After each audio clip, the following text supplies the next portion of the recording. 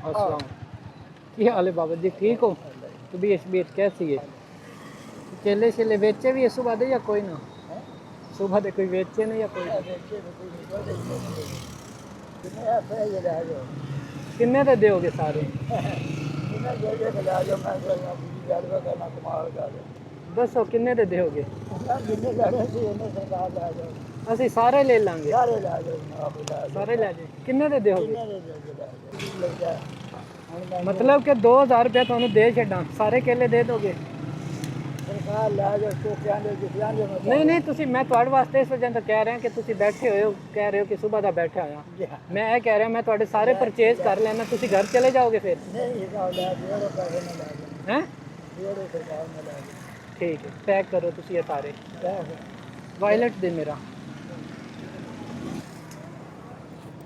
2000 ਮੰਗਿਆ ਹੈ ਨਾ, मैं ਤੁਹਾਨੂੰ 2500 रुपया देना ताकि ਤੁਹਾਡੇ ਪੈਸੇ ਘੱਟ ਨਾ ਤੁਹਾਨੂੰ ਲੱਗੇ कि मतलब घट ਮੰਗੇ। ठीक है, पैक करो।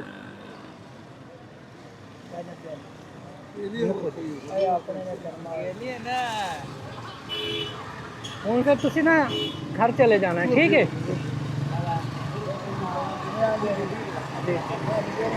मैं चाह रहा मौसम ख़राब है ना, तो तुम बस पैक करके दे के चले जाओ। पैक कराओ जी।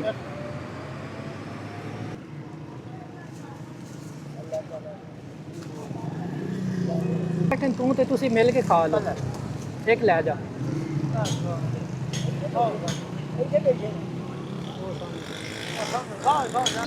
नहीं ਅਸੀਂ रख लांगे बाबा जी, तुसी बस ठीक है। छापर तुसी अपने बच्चों वास्ते ले जाओ विचों, ठीक?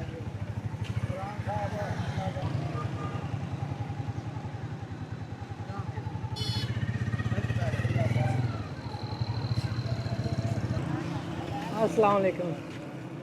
ए तुसी करना इंज है कि अपने बच्चों वास्ते ले जाना, ठीक है?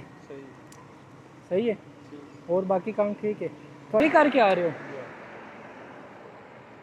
एक छापर है केलियां दा, ए तुसी अपने बच्चों वास्ते ले जाओ, ठीक है? ओके। काम शाम ठीक है ना? चलो अल्लाह पाक बेहतर करेगा। ओके। ए बच्चों वास्ते घर ले जाओ केले। Okay okay, easily. ठीक है, मेहरबानी। ठीक, हेलो।